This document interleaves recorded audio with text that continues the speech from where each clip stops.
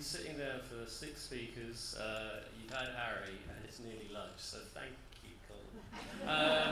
Look, we've got half an hour. I'm not going to be going through everything on this presentation. What I want to say, first of all, is thank you to Tony for inviting me up here today, and what a fantastic job these guys are doing. I've been involved in this area for a number of years now, and I think what the foundation is doing is it's really creating a huge difference in terms of awareness and understanding. And I think it's what dyslexia did 20 years ago. The foundation is what the BDA did, and using people like Rory as patron is really putting it on the map. I said to him this morning, Rory Bremner is Susan Hampshire in trousers, basically, and what she did for dyslexia is happening here. The only other thing I want to quickly say is, before we do anything on here, is you've been sitting down for a long time. Harry can't be with us probably this afternoon because he's going to have to go back and do double science. And as I used to be a chemistry teacher, I thought I would test you on the periodic table. But I think you probably would appreciate some movement, because I'm sure Harry would if he was sitting there for a long period of time. So I think, in order to get through this session, you need some movement. So I'm going to give you two options. The first game you can play either on the tables here is what's called bunnies. Now I'm going to indicate bunnies to you. Bunnies needs a chief bunny. So my table here, all do this please. All do this please. You must have a chief bunny who will do this. The chief bunny has two flanking bunnies who put up the hand nearest to the chief bunny. So David, put up your left hand there. Put up your right hand there, miss. The chief bunny then translates across to someone else on the table who then becomes a chief bunny. You're up. Hands up. Flank the chief bunny, please, miss. You put your two hands up. You put your one hand down. Leslie, put up your hand nearest. You can do this. Put up your hand nearest to Phil. Phil, you transfer to someone else. Transfer to someone else. Do that. Right, up like that, okay? Right, if you don't like that, you need to have a movement game, then play rock, paper, scissors with the person beside you. You must have a bit of movement, okay? Remember, rock, paper, scissors. Scissors beats paper, rock beats scissors, and paper beats rock. Off you go, person beside you. That's the game.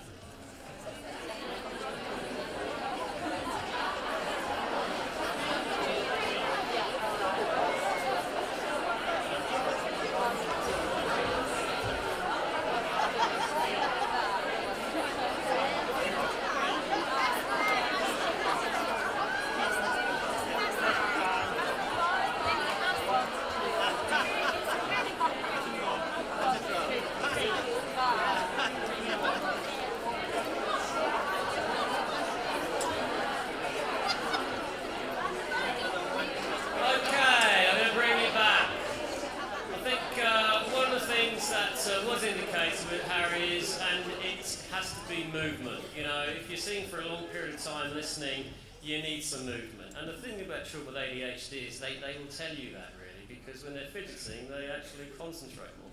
I want to say something about Ofsted really. We're talking about Ofsted this morning. Leslie Davids mentioned it, and I actually quite like the idea of Ofsted being touchy-feely, if I'm really honest with you. I think that instinct, that is important. But I was in a school the other day. When I go to schools, the kids always say, "What are you doing here, sir?" But this girl came up to me and said to me, "I know who you are." So you said, 9-year-old girl. I said, "Who am I?" She says, "I'm going to tell you." So I said, "Are you now?" She said, "I am." I'm thinking it's going to take some time. And I said, "Who am I?" She says, You are from Oxfam, aren't you really? So if you're worried about them coming in as being Oxfam. And by the way, just to make the point, under the SEM umbrella, ADHD is in the Code of Practice. It's actually, those letters are there. But it's not one particular category. But that is progress because it wasn't in the last one. So I've written some books, as we mentioned really. The new one's out really. I said to my wife I should have called it, why don't you call it ADHD again, which might have been a better title. I should have called it 50 Shades of ADHD. I think that would have been more popular. But the one thing I'm going to start off with today is behaviour, because we're always talking about behaviour and ADHD as a behavioural issue. And I think Philip's describing it today is, in a way, it's a really learning issue, isn't it really? But the behaviour is the thing that gets the headline. So I thought in order to understand behaviour, we should look at who, in education, one of the people that many of you will be aware of is someone called Bill Rogers, who's an Australian. He says about behaviour, it's learned. I think you would probably agree with that. Most of the time you learn. I'll make one point about learning, because when babies are born, they learn to cry and they get a response. But it's interesting, other people's behaviour towards babies. And I'll make one point, there's absolutely no point having a first birthday party. I There is absolutely no point. I watched my daughter walk over the head of another child to get to the mother. It's just an excuse to have wine, isn't it, really? So just be honest about that, really. As they get older, they progress through it. One thing I'm going to say from Bill Rogers is behaviour is chosen, and I think we know that children with ADHD don't always choose their behaviour. You know, sometimes the first time they've thought about it, they've already done it. They don't have those breaks in the same way. The one thing I do like about that phrase, behaviour is about needs. It is a message, and if someone is kicking off or not doing something, they're telling us something behind that. We've got to figure that out. BDS was the term that confused me when I went to see Bill Rogers. He's the guru of behaviour. BDS, I had no idea what it stands for. Anyone know what BDS stands for? Bad day syndrome. Now I'm disappointed with this because I wanted something a bit more meaty, something a bit more powerful, and a bit more brain function. But it's a bad day syndrome. I was like, what's he going on about? I thought, he's right. Because I'm talking about behaviour management, and really it means different things to different people. You people coming here today, you quite like the quirky ones. You know, you don't see them as challenging, you see them as opportunistic. But some of your colleagues see them as, as really wish you didn't have them. So it seems to me that our emphasis on behaviour is very personalised. What I sometimes see as quirky, other people see as a problem. So when I was at this bad day syndrome, I think behaviour is such not a word really that's useful for us to work in. So when he was talking about it, it struck me, you're not behaviour managers, people here today, you are mood managers. You're managers of mood. Everything you do is managing a mood situation. There's 3 moods you've got to manage. Number 1 is your own. When you're in a good mood, you can handle most people, most days, most situations. Second mood is the mood of the child, the one that we're talking about often, which is the one I have to go and see. And you know the third mood you've got to manage, you're a classroom teacher out there? It's the mood of the others. Every classroom has got players in. And what they're doing is, when I sit at the back of the classroom, they're the ones that are sending out the little silver bullets that Jason and Gemma and Connor will respond to. So the bottom line is you've got 3 moods to manage. So where does this come from? Well, I'll tell you that most of us who've gone in education had our role models. We had the people that we sort of mostly learned from. I must admit, when I was a young teacher, I didn't have any education on ADHD. What I did know was that some people were different. I didn't know why. I know now, and it helps. But I've got to say, one of my first role models, and why I say about mood, was a guy called Chris Flood, and he was up. And I used to teach. My first school was in Newcastle, and up in Newcastle, when I first went up there, I was seen as a bit of a novelty because I was a southern softie. They saw me as soft, the lads there. I was 22, 23, and some of these lads were big Geordie boys, and they thought I was fresh meat. I was really. And the other reason they thought I was soft was I was the only person in the city wearing a coat. They just don't wear them really. So anyway, there was a lad there. I always remember there was a lad there. He was a big lad in the front of the class. What's your name, sir? Rory. And Rory is one of those lads that's a bit afraid of, a bit intimidated by. And anyway, and there was an exam one day. And in the exam, I was walking around the exam. It was a maths exam. I was walking around, making sure everyone wasn't copying and everything else. All I could hear was this grinding sound. It was this. I thought, what is that? As I got nearer, it was Rory. He had his head down, with his compass out, and he was doing this. Well, I thought, well, what do I do? But I went over to him and said, Rory, put the compass down, it's an exam. Oh, it's a bit closer. So he didn't shout, all the kids all went down. I said, Rory, put the compass down. Got a bit nearer, looked me in the face and said, go away. Words that effect, basically. What do I do? What do I do? No one told me what to do with a compass in the exam. What did Piaget say? So I had no idea. So I sent off for one of the students. Usher, you go and get Mr. Flood. Mr. Flood was one of the teachers who I was talking to outside in the corridor, probably having a smoke, because in the 80s you could do all that. So I said, come here. And all the other kids down. So Usher goes out, gets Mr. Flood, and he comes in, still going on. As he comes in, he stops. I'm like, over here. He stops. As he's going in, he's stopping there, and he's saying,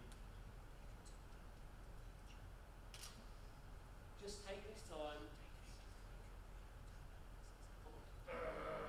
Still going on. As he gets over there, his own sweet time, and he gets there eventually, and he says, Rory, bad day. That's not the thing.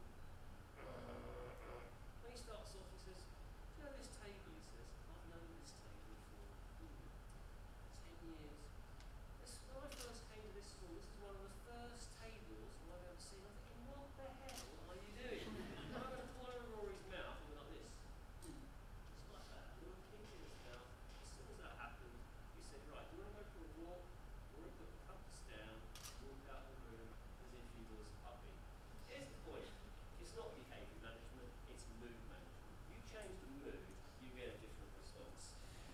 The other thing was later on, I said, so what happened there? This was about the 80s. He says, you know, he said he's from Lancashire, Mr. Flood. He said, can do maths, said can't read questions. You know, there's always a reason behind why someone does something. So that's the first tip I give you. When it comes to teaching or classroom management, it's not behaviour management, it's mood management. Yours, theirs and the others. Yours probably is the premier one, because that's the one you mostly are in control of. Theirs you have to, distract, deflect, whatever. My daughter went to Newcastle, went to university recently, and we were reminiscing when she was a youngster about, some of the things that happened, and she was saying, remember the day you set me up? And what happened was, quick story, the World Cup's over, right? Cricket, the World Cup rugby, New Zealanders won. Well, I'm not that keen on New Zealanders because I went over there for the test series some years ago, the Lions test series, and they cheated. Sorry, they did. They first test match, went all the way out to New Zealand, went to watch it, and they deliberately took out Brian O'Driscoll, the Irish captain. Took him out, on the floor, broke his neck, and no one saw it, cited it and everything. I went back on the plane, I was mad, really mad, and I went to school that day, everyone got it in the neck because I was in a bad mood, I was still there, all the kids got it. I went home that night, my daughter came up to me and said, Daddy, will you read with me tonight? Now normally you'd be thrilled to do that. She was 4 or 5, and I said, can Mummy read with you, because I'm in a bad mood? And she said, no, I want you to read with me. And I said, well, look, Kendall, please, I just think, she said, Daddy, it's a sad book. I said, well, what is it, Kendall? And it was a pictorial Bible. They'd been to the nursery school that day. And she said, Daddy, it's a really sad book. She said, Daddy, there's a picture, Daddy, of Jesus on the X, the cross. She said, Daddy, who are those people with red cloaks and helmets that put Jesus on the X? And I said, Kendall, they were the New Zealanders. Why? I have no idea. Your mood, but I always say yours most important. Anyway, 4 years later, Easter service, down came all the children on the front, and the priest put his hand up and said, right, well, who were the people back in ancient times who were somewhat misguided? Of course, my daughter's a police put her hand up and said, I know, says Kendall, with that complete confidence, he said, they were the New Zealanders. He said, Kendall, no, they were the Romans. She says, my daddy said they were the New Zealanders. Your mood is the most important. Anything you do, you set the mood, you set the tone. One thing I will say about behaviour, being more important, is that you own it. It belongs to you. ADHD, we know, causes all sorts of opportunities, but it can cause all sorts of issues too. ADHD can't hit anybody. Jack hit Jason. You can't use it as a shield. You can't use it as a defence. What we need to do is help Jack make a different choice.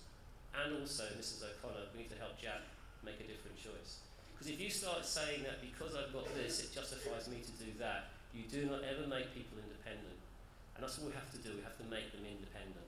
I don't know how many bears you have way down here in Liverpool. The bottom line is this: you mess with baby bear, mummy bear is going to eat you.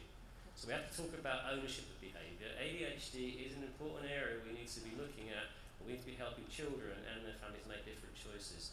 If you hit a policeman on the street, you've got ADHD, you will be arrested. It's not going to be used in a defence in that situation. So the reality of this is very much sometimes you own your behaviour. It doesn't belong to anybody else, it belongs to you.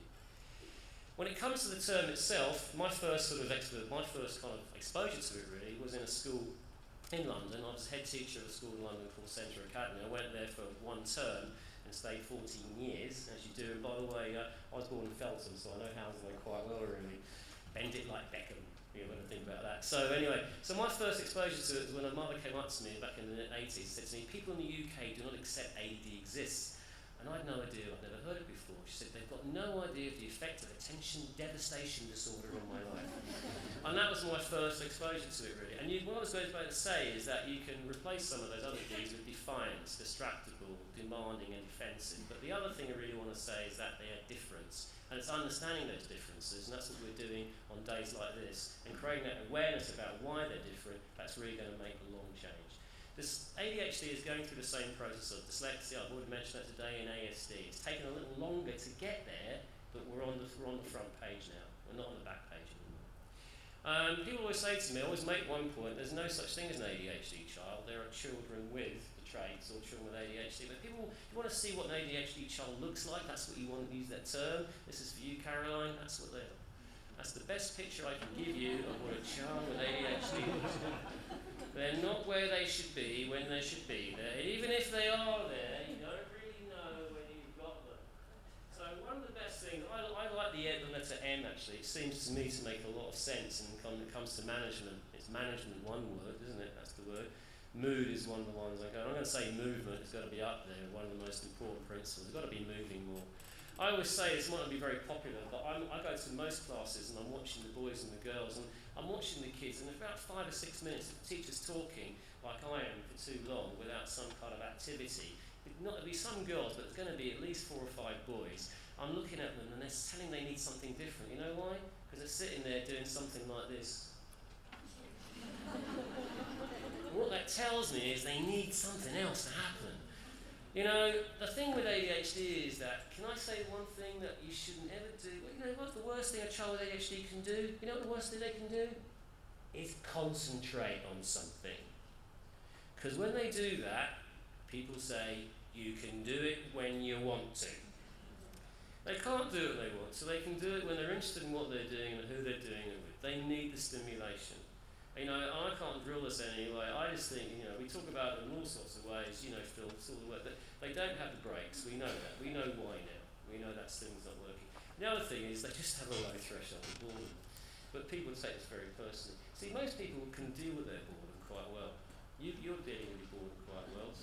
You've got the skills. There's things that got you through school, particularly secondary school, and through inset courses. And you use the same skill you've always used to evade yourself from responsibility. If I look at you searching me like I'm doing right now, use that same tactic you've always used to get away with it. You do this, don't you?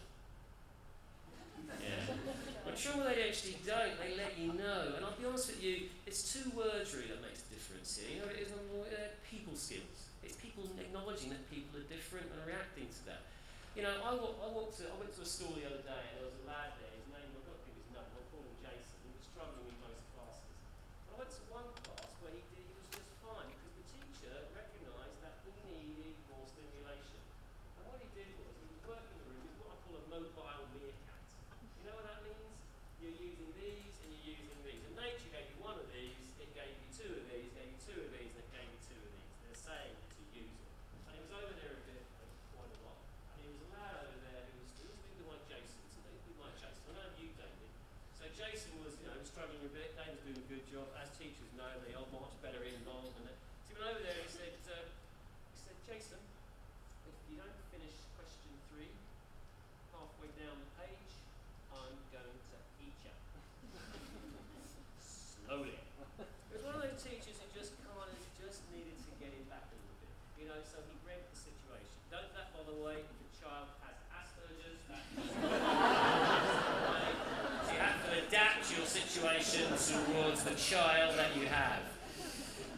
Look, and there are areas that we can find easy, but the other things that are really sad are the things, and the area I work in as well is school exclusion, and the stats you picked up today were really too poignant. The biggest reason of school exclusion in this country is persistent disruptive behaviour. When we start drilling down to what that is, I can tell you there's a big overlap with some of the features we're talking about within this condition. So we're just not getting it. What we're doing is we're losing too many people to our system, we're losing their potential, and we'll be talking about some of the cost of that, not just in economic terms, but in terms of families and everything else.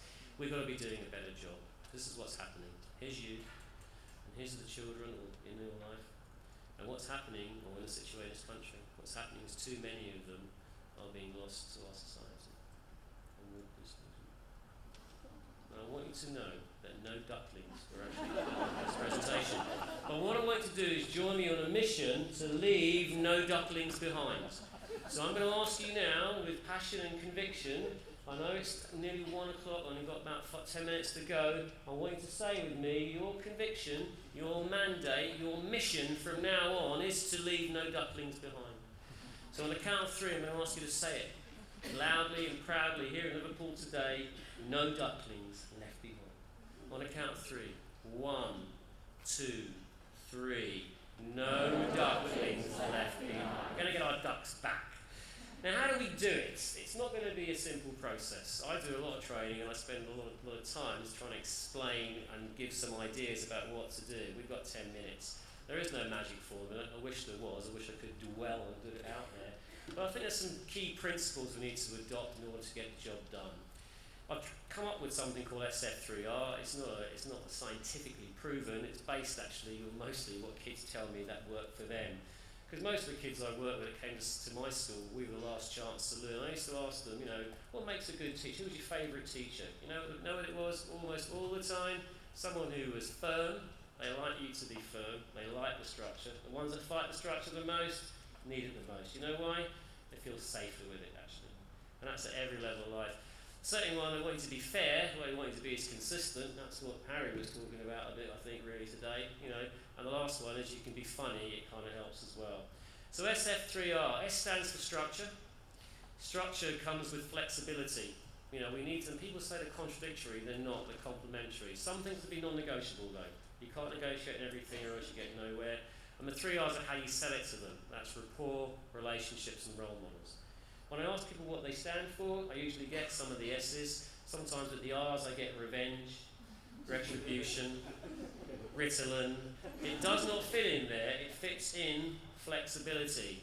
So structure is about leadership, it is about commitment, and it's the thing about inclusion. If you my view on this, Leslie, it works for some people, doesn't work for all. And special schools have a real role to play. You know why? Because everyone in a special school wants to work with quirky kids. Just takes one member of staff who really doesn't get that child for the whole ship to go down, maybe 2 or 3. So it comes from the senior management team setting the tone and creating that culture. It does come with training, because you can give people ideas, but it's more than that. It needs to be embedded a bit in their actual understanding of it. And I'll come to that in a second. A partnership with parents. F is flexibility. It is about looking at alternative ways. I have some examples for you. It is about mood and motivation. And it's about working on professionals, it's working with health, it's working with other agencies that can get the job done. The older I get, the more I understand the term now. It takes a village to raise a child. And sometimes you can't do it yourself, you need other people involved. As I get older as well, I understand a lot more. Who's living with teenagers? Anyone living with teenagers? Yeah, I'm living with 3 teenagers. And I live in London, so I'm delighted to be in Liverpool. If you're living with teenagers, here's a tip for you. Mark Twain. Because Mark Twain said, when I was 14, I thought my parents were idiots. When I got to 21, I was surprised how much they learned in 7 years. So I think for those of you who are working with teenagers, keep that on board. Here's my inclusion slide, by the way. I've got an inclusion slide. Here it is. Hey, see, why can't the fox be with the hounds if they're having a video? But the thing about this inclusion, it doesn't mean that everyone does the same thing in the same place all the time. Because what's going to happen during PE? Think the fox is going to enjoy that situation? I think not. So flexibility is about what we're saying. It's about adapting sometimes the curriculum. It's about adapting where they sit, who they sit next to, whether they sit there at all, and whether they stand and whether they move around. It's about being flexible. And the other thing can I say about pens and pencils? Not having one is not a crime against humanity. But I watch so many places where it's not the exclusions comes with the verbal abuse of stuff, and it starts off with, where's your pen? You know what? Don't be flexible on timekeeping. Don't be flexible on chewing gum in class. Don't be flexible on phones. But not having a pen. When it comes to selling it though, some of the kids we're working with aren't buying it for lots of reasons. They've seen it all before. So we've got to get rapport. We've got to get their trust. We've got to get their understanding that we're there for them. We've got to get relationships, not just with us and them, between them and them. Socialisation, your point about your girl having friends. I heard this story before, it was a few years ago now, about the daughter who'd sent out all the party bags, put out all the invitations for the Christmas party, a girl with ADHD, 12 party bags out there ready for the guests to come, not one person turned up. So a 9-year-old girl, with that happening to them, would you be happy? Would your self-esteem be improving? Would you feel mad against the world? Role models as well. We want people to act in certain ways, we've got to act in certain ways. You don't want kids shouting at you, probably shouldn't shout at them. I do a lot of stuff on a term called oppositional defiant disorder. Can I say something about oppositional defiant disorder? First of all, if you've got a child in that situation, there's 2 career pathways for them. They are potentially the defence lawyers of the future, or Ryanair cabin crew. So there are 2 number of views for them. Here's the thing about an argument. It takes 2 people to have one. I hate you. No, you don't. It's not argument, so it's not like, I hate you. Well, sometimes I hate myself. You know what? But in order to do that, you've got to be in the right mood. It's not a formula, it's a process, and it won't be easily done. It's not something that you can do overnight. It does need commitment, and it needs principles. Some of the practices in it would be, I would spend a lot of time on that. I've got 5 minutes to do it. So 5 minutes to do it. Here is my classroom management slide.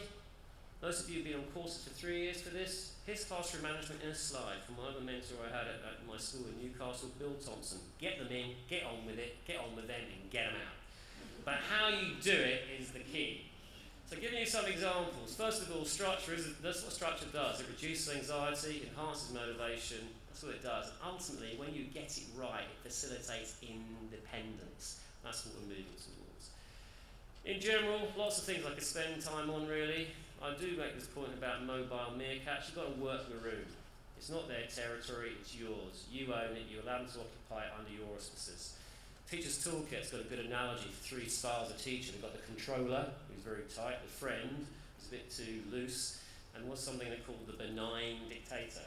When I tell you, most children prefer the benign dictator. They won't tell you it, but that's what makes them feel safe.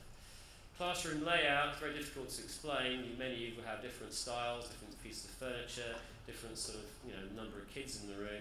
I'll tell you, in our school, when we were doing independent stuff, we had them all sitting at single seats and chairs. Reporters came in and said we were old-fashioned. No, I don't think we were old-fashioned. We were innovative because basically that's what works. When we did group work, we put them together. Did individual work, single seats and chairs. Had them in grids as well, so they're all in a certain grid. Lots of things you can do on that. Got a couple of slides to show you. Sometimes when you start getting into this mindset about how they work, you start getting creative. At this point, many of you are actually feeling tired. You've been sitting through 6 lectures. Imagine if you had to do this and you had ADHD. By this stage, this slide would really not be grabbing your attention. So here's the things we notice with children with ADHD. Take away distractions, you allow them to focus. And we know because so many things are going on. The other thing is put more distractions in. Quick one here. This slide here, not grabbing you, right? We had a child once, this is so long ago, I've got this slide, you can tell how long it is. So he pushed away this page of maths. He said, I can't do it. Teaching assistant came in and said, I think he can. On the page there was 12 or 15 maths questions, and he pushed it away. And the reason the teaching assistant recognised was it was too cluttered, it was too loud, it was too much. She cut a hole in a piece of cardboard or a divider, put it on top, it went down the page. You take away the noise of the other things, take away the distractions, allow them to see one thing at a time, you get a response. People say they work best one-to-one. Why is that? Because you've taken away distraction. When you get into that mindset of doing things differently, this is where you go. The other thing you can do is put more distractions in. I've got one thing to say about classroom structures. They don't have to be sitting working with you all the time. Some of the kids sometimes need a break from that child, and you need a break from them, and they need a break from you. Setting up learning booths, putting areas in the corner. We found that kids with ADHD work best also when you've got predictable distractions. Distractions that they know can filter out other stuff. And headsets and music play that role. This child, by the way, has got 3 distractions. Number 1 is the headset, number 2 is the work, and the other one's a little box there called an ATS. It's a little box that accrues points, and you can track their progress from a monitor. So the point is, you take away distractions, you allow them to focus. You put more distractions in, you allow them to focus. When it comes to classroom management, a lot of it is about your own inability to read the mood. It is about going to break things down. It is about using technology. And by the way, one of the reasons why computers seem to work so well for children with ADHD and for ASD, you know what it is? It's predictable and it feels safer. Computers don't yell and have favourites, you know that? So some kids feel safer with a machine. When it comes to some of the products out there, it's not the product, it's the person who uses it. I developed some things out there. You've got screens, special director, a good thing, but it's not the product. Most people know Tangle toys are helpful. Most people know that kids with ADHD need to fiddle. It's interesting though, primary school kids allow them to fiddle. In secondary school, fiddling is not allowed.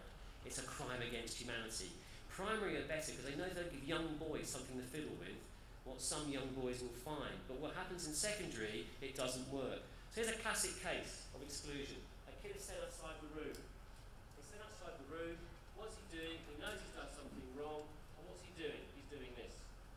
What's the first thing a teacher's going to say? Stop fiddling, look at me. As soon as the hands are free, I'm not sure what to do with them. Looking at you, if the child's got ADHD, you look mad at him, he's not quite sure how to look. After 2 minutes, he might follow someone on the other side, see them, then it makes you mad. If you've got ASD, you force to look at you, they might not know how to look. If you look angry, they might not show how to look, they might smile. You smile at someone, they're telling you what you want to kill them. A couple of things to be flexible on. sitting and not looking at you are also not crimes against humanity. It's not what you do, it's how you use it. Our time is up. I haven't really got a lot of chance to go through the rest of the slides. I would add motivation in there, but most of all I would add mood.